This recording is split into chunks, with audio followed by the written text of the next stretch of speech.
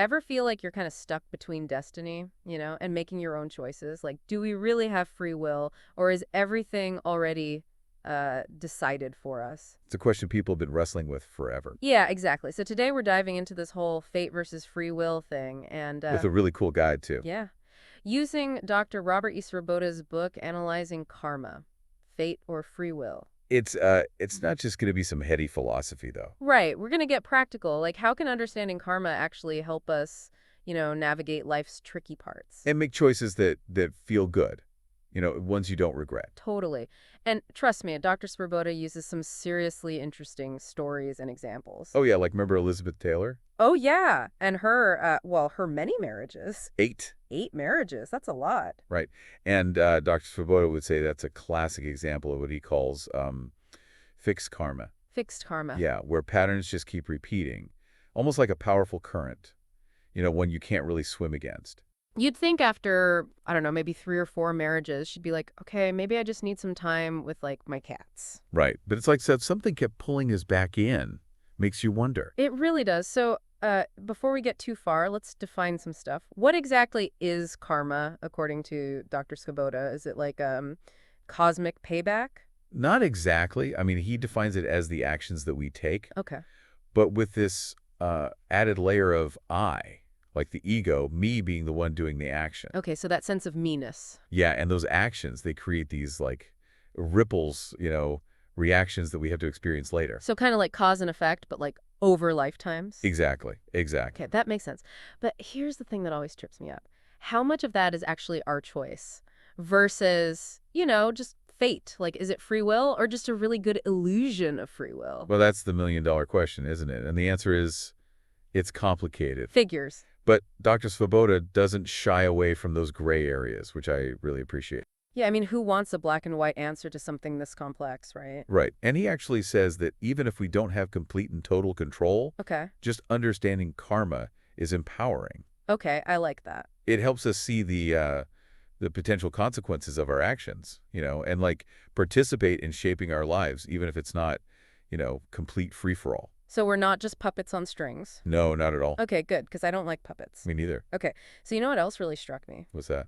Those 3 gunas he talks about, sattva, rajas, and tamas. Oh, yeah, they can be tough to wrap your head around at first. A little mystical sounding, but the way he explains them, they actually make a lot of sense in terms of how they affect our choices. Oh, absolutely. I mean, think of them as these forces Okay. that impact our state of mind. So sattva, that's like clarity, balance, feeling good. Okay. Rajas, that's energy, passion, but sometimes a little too much energy. Oh, yeah, I know that feeling.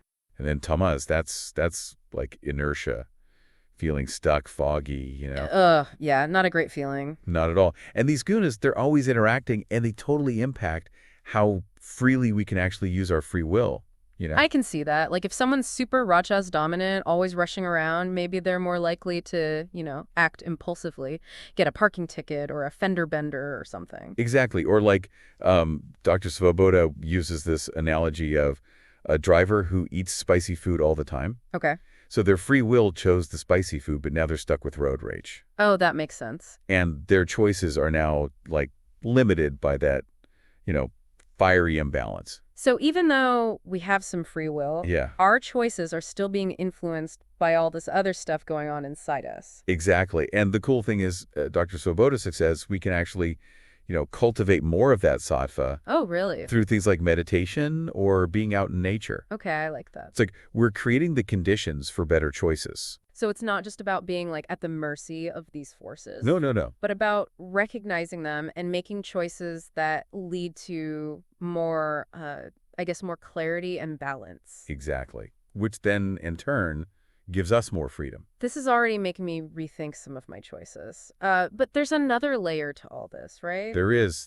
Dr. Svoboda talks about how we actually inherit things that can shape our destiny. I mean, it's not just our genes. You're so right. He says we inherit 4 things. 4? 4: genetic, socioeconomic, and cultural, incarnational, and then the guidance of a tradition. Okay, that's a lot. So it's like a unique mix of fate and free will just like delivered to each of us. It really is. So we all get the genetic inheritance, right? That's like the blueprint, predispositions for things like health, even personality. Right, right. But then there's the socioeconomic and cultural inheritance. The language you speak, the values you have, the foods you like, all of that is hugely influenced by where you grew up and how you grew up. And the people around us. Exactly. And actually, Dr. Svoboda gives a really good example using some Native American groups. Historically, they had a diet that actually helped keep their genetic predisposition to diabetes in check. Okay. But then when they switched to a more westernized diet, their diabetes rates went way up. Wow. So it's like even though they had this genetic predisposition, Yeah, their environment, like their culture, really tipped the scales. exactly. It did. And that brings us to the third inheritance, incarnational. Okay, now stay with me on this one. I know. This one's a little out there. Yeah, it sounds a little out there. But it's about karmic patterns that we bring with us from past lives. Oh, interesting. Okay, so like imagine someone who in past lives, let's say they're a thief. Okay. Yeah. Dr. Svoboda is saying that they might find themselves in this life really drawn to stealing. Yeah. Like even if they consciously are trying not to. So it's like we have this hidden karmic baggage we're lugging around. It's almost like that. Yeah. He says it's more like a tendency, like a strong current you have to navigate. Okay, so are we like doomed to repeat our past mistakes? Not necessarily. That's where the fourth inheritance comes in. The fourth inheritance? Okay. Yeah. The guidance of a spiritual teacher or a lineage. Okay, so connecting with wisdom traditions. Exactly. That's what can help us make sense of these karmic patterns and find ways to, work with them skillfully. It's like having a map and a compass for a really dense forest, you know? We can still wander off the path if we want to, but the guidance can make it a lot easier to find our way. I like that. I like that analogy a lot. So it's like we get this whole jumble of inheritances, Yeah. genes, culture, maybe past life stuff, but we also have the potential to like seek out guidance, right? Learn from people who've walked this path before us. Absolutely. Absolutely. And, that can make all the difference. This is getting pretty deep. I mean, we've got genes, culture, maybe past lives and wisdom traditions swirling around, all influencing our lives.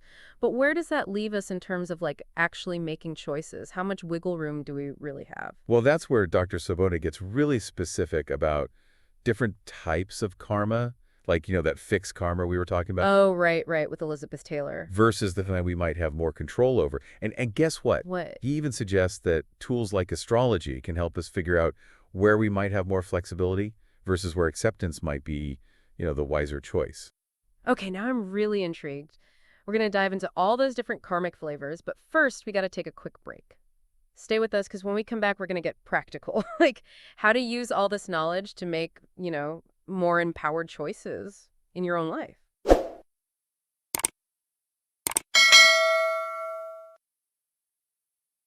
All right, so we've talked about this kind of crazy landscape of karma and gunas and inheritances, but what can we actually do with all this information? It's starting to feel a little less like fate and more like just a bunch of things I got to figure out.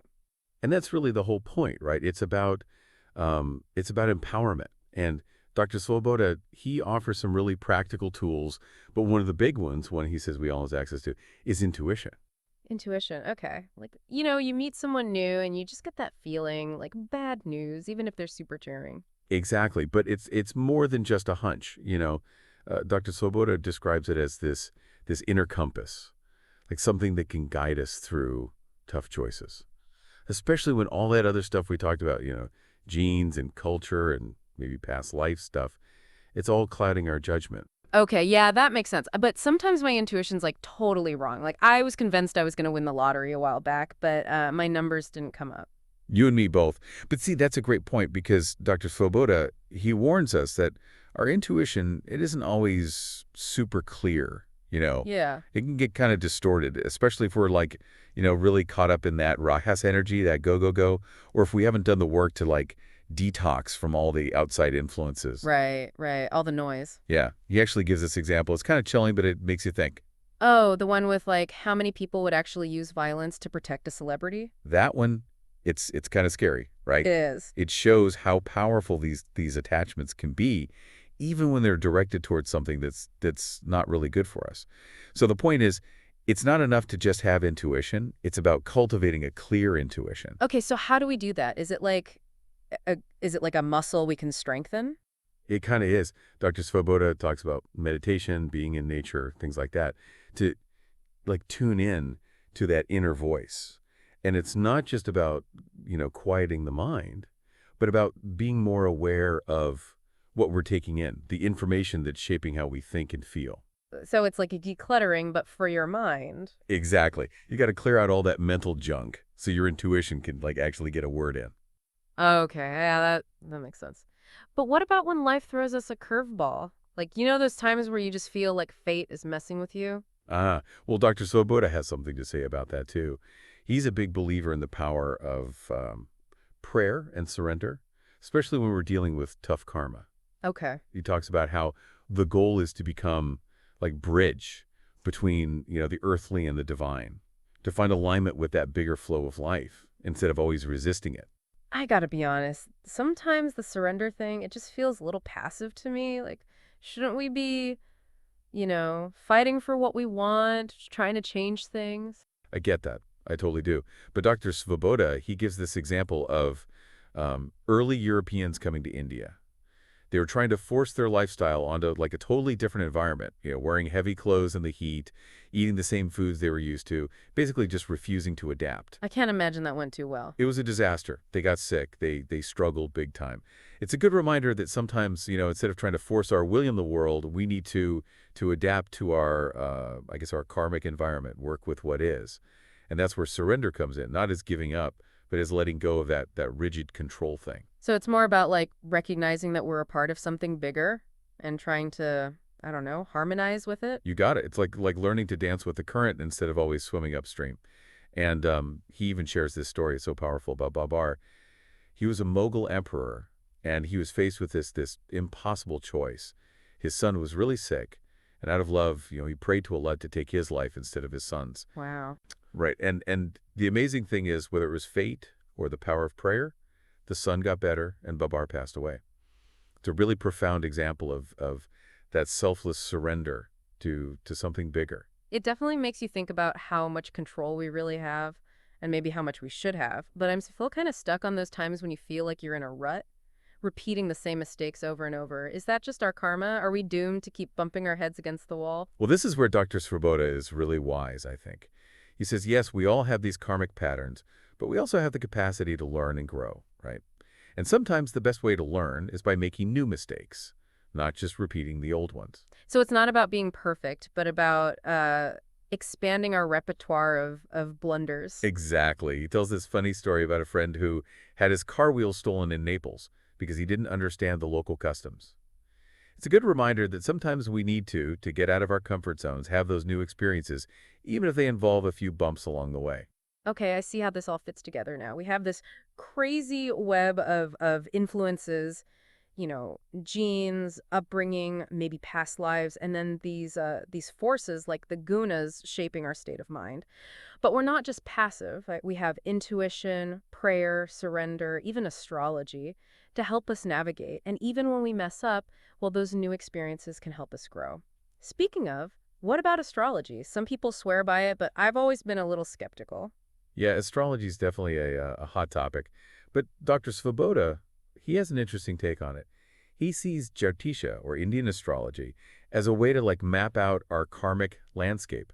It's not about predicting the future, like it's set in stone, but about understanding our strengths and weaknesses and the areas where we might be more prone to those fixed karma patterns. So instead of thinking, oh no, Mercury's in retrograde, my life's over, Right. we can use it to understand what we're working with. Yeah, and find ways to work with it Yeah. more skillfully. And here's where it gets really cool. He talks about upaya, or astrological remedies. Remedies. Yeah, these are specific actions we can take to try and shift those karmic patterns. So we're not just stuck with whatever's, written in the stars. No, not necessarily. It's not about magically erasing karma, but about working with it consciously. Okay, so we're not going to chant to Saturn and hope he gives us a break. Well, it could be as simple as that, or it might involve making lifestyle changes, adopting certain practices, or even just shifting our perspective. Dr. Svoboda, he uses this great analogy. Imagine a rock falling on your head. Okay, ouch. If it's fated, upaya might not prevent the rock from falling, but it could make it a pebble instead of a boulder. I love that. It's not about denying fate. It's about influencing its impact. This is all starting to make a lot more sense. And feel more empowering, right? It really is. But before we wrap up, there's one more thing I'm curious about. Dr. Svoboda talks about this concept of rasa, the essence of our experience. What does that even mean? And how does it all tie into this karma and free will stuff? That's- Now we're getting to the good stuff. It's about how even, seemingly negative karmic situations, they can be transformed into something meaningful, even joyful.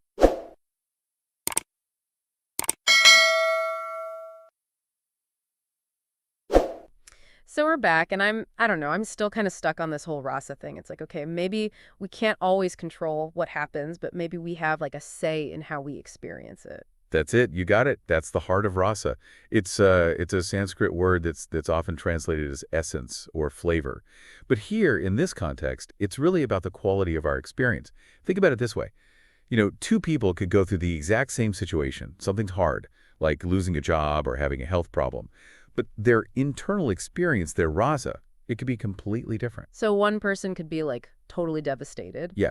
while the other person, they find a way to, I don't know, learn from it, grow from it. Yeah, even find some joy in it.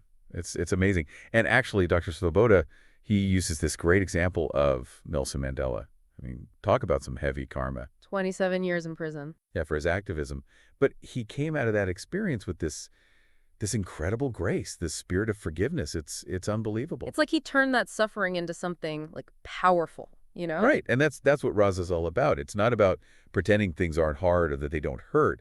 It's about how we transform them on the inside, finding that deeper meaning, the gold in the darkness. It's not like spiritual bypassing, No, not at all. where you just pretend everything is fine. It's about really engaging with our experiences, Okay. trying to understand the wisdom of them. And maybe even find some purpose in the middle of, all the chaos. You got it.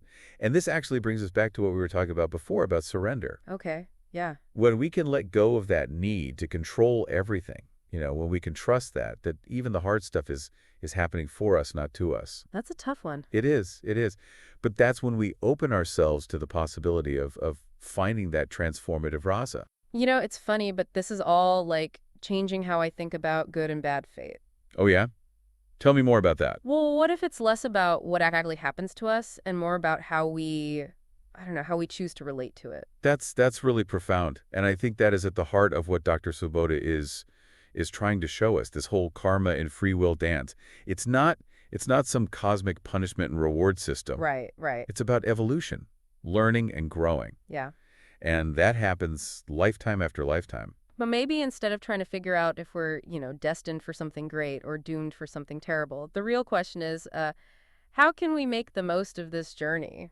Bumps and all. I love that. How can we use our free will to create meaning, to find purpose, to, I guess, really squeeze all the rasa we can out of this human experience? And maybe that's where the real freedom lies. Yeah. Not in avoiding challenges or controlling everything, but in showing up with awareness, with compassion, with a willingness to learn, even when it's hard. This whole conversation has been, I don't know, really eye-opening. It's like I've got a whole new way of looking at my life and my choices. And even those things that felt fated that used to make me feel so powerless. And remember, you're not alone on this path. We all have our own unique karmic mix, all those inheritances we talked about. But we also have those amazing tools: intuition, prayer, surrender, even astrology. They're all there to help us find our way. It's been amazing exploring this whole world of karma and free will using Dr. Sloboda's work as our guide. So I encourage you, take some time to think about your own life through this lens. Where do you see fate and free will interacting? What inheritances have shaped you? And how can you cultivate that rasa, that deeper meaning, even when things are tough? Until next time, keep diving deep.